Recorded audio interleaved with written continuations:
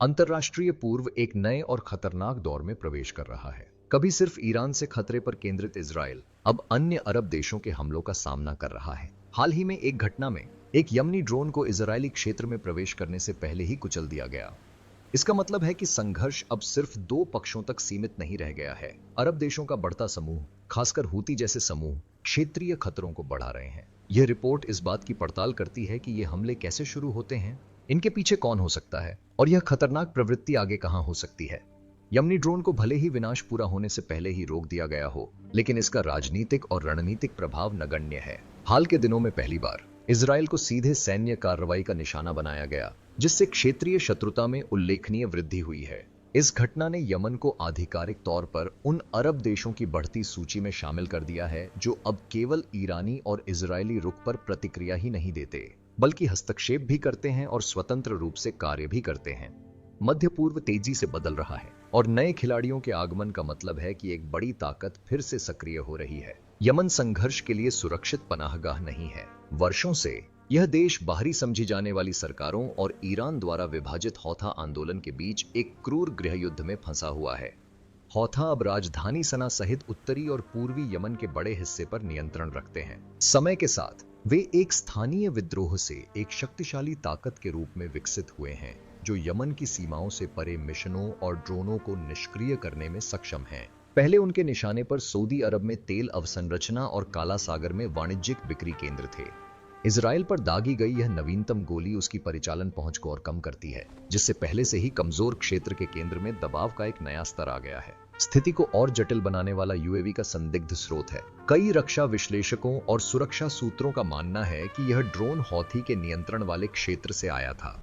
हालांकि इस समूह ने आधिकारिक तौर पर जिम्मेदारी का दावा नहीं किया है, लेकिन विमान का वाहन, ऊंचाई और डिजाइन हूथी के पिछले अभियानों में इस्तेमाल किए गए विमानों जैसा ही प्रतीत होता है। ड्रोन हथियारों के उनके इतिहास को देखते हुए इस गुट पर हमला करना अनुचित नहीं है। हूथी ने व्यक्तिगत ड्रोन निर्माण और प्रक्षेपण क्षमताएं विकसित की हैं, जिनमें से कुछ यूरेनियन समाधान पर आधारित हैं।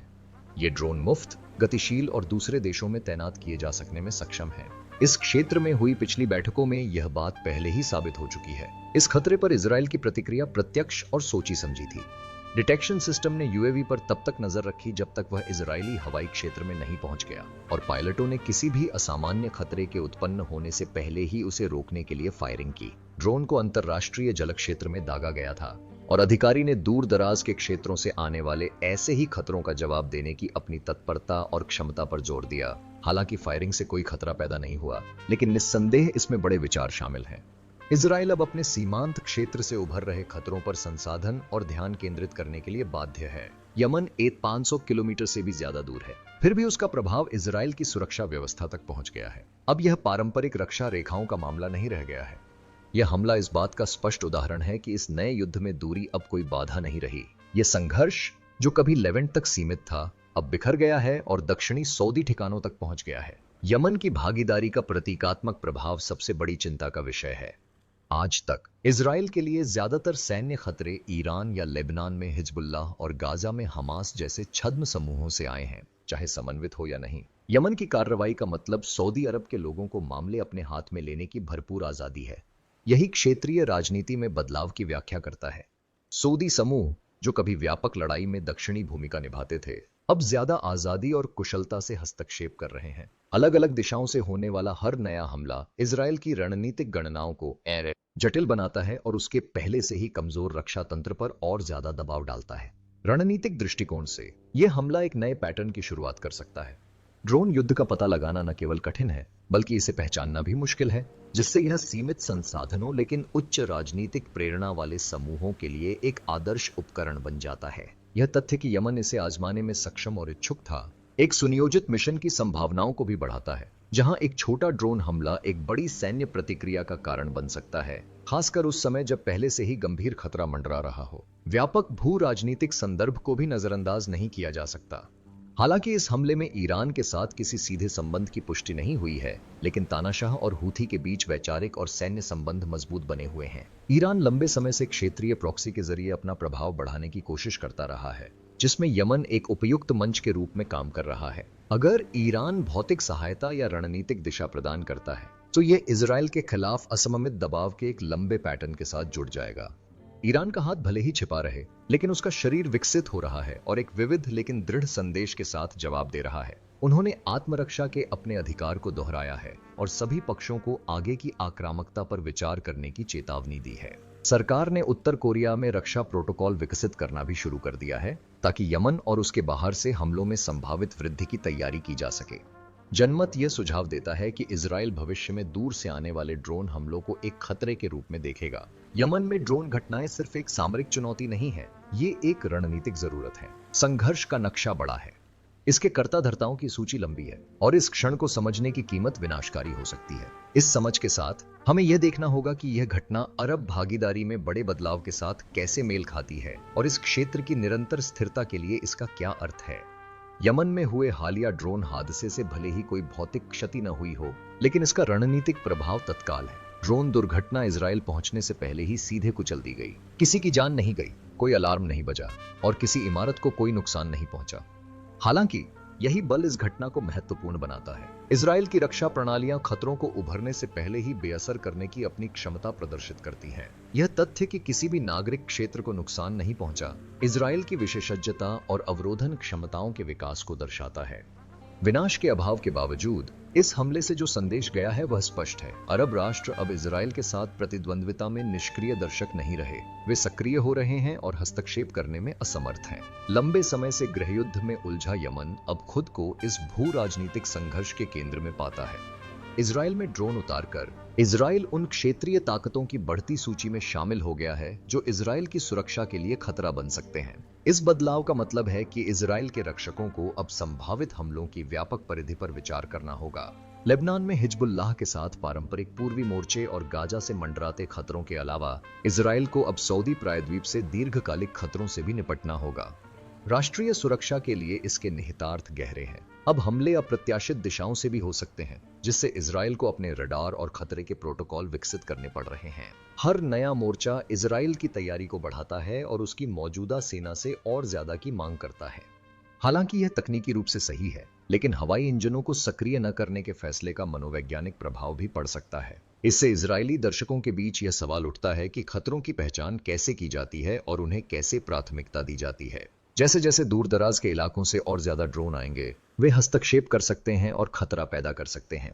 ये सवाल इस क्षेत्र से जुड़ी पहले से ही जटिल घटनाओं को और बढ़ा देते हैं। इजरायली सरकार को परिचालन सुरक्षा की रक्षा के अपने कर्तव्य के साथ पारदर्शिता और दृढ़ विश्वास का संतुलन बनाना होगा। गहरा क्षेत्रीय आयाम एक बड़ी समस्या पैदा करता है।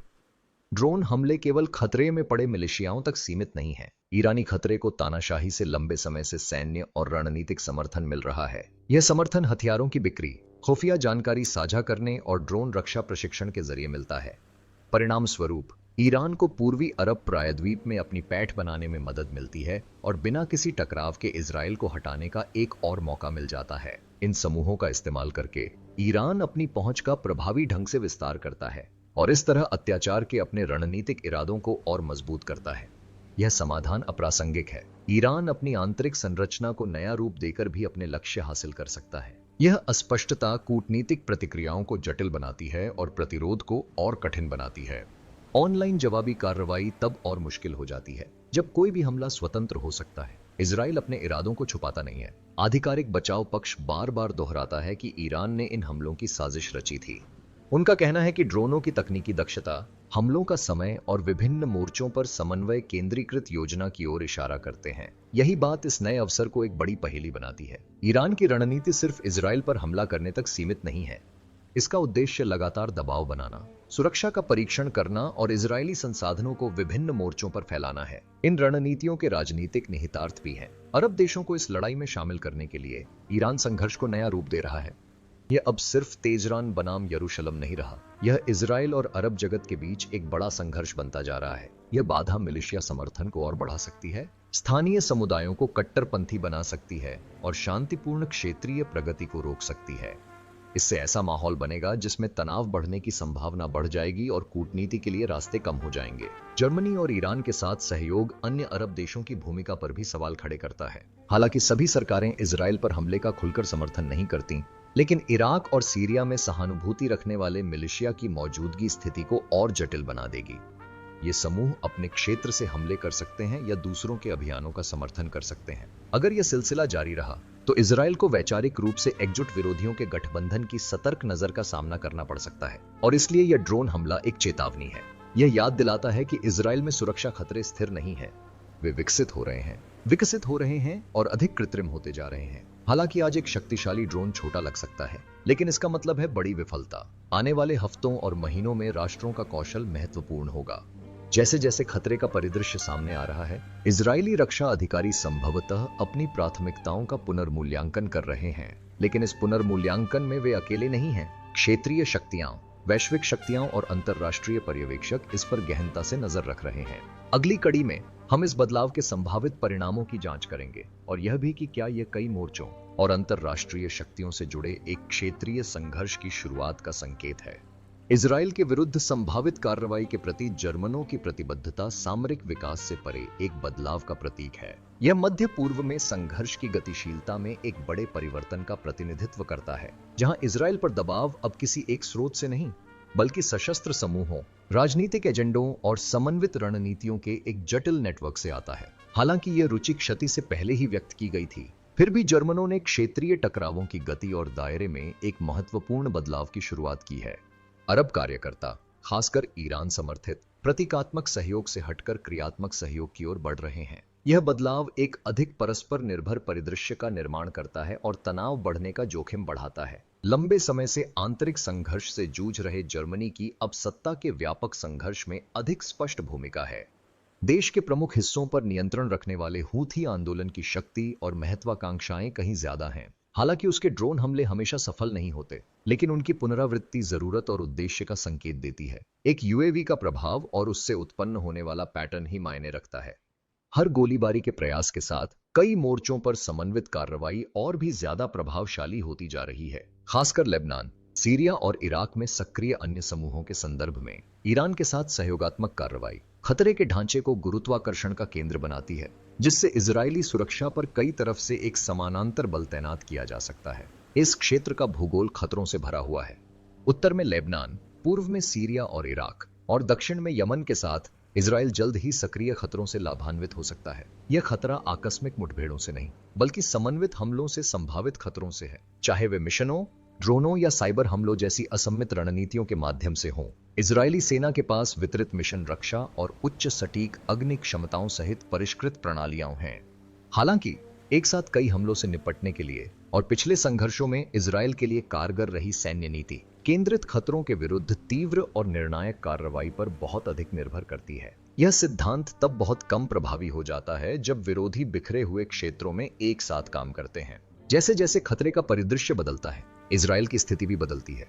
सैन्य अभ्यास अब कई हमलों का जवाब देने का अनुकरण करते हैं। रक्षा उद्योग इंटरसेप्टर, नियंत्रण प्रणालियों और साइबर क्षमताओं के उत्पादन में तेजी ला रहा है। नागरिक सुरक्षा की भी तुलना की जा रही है।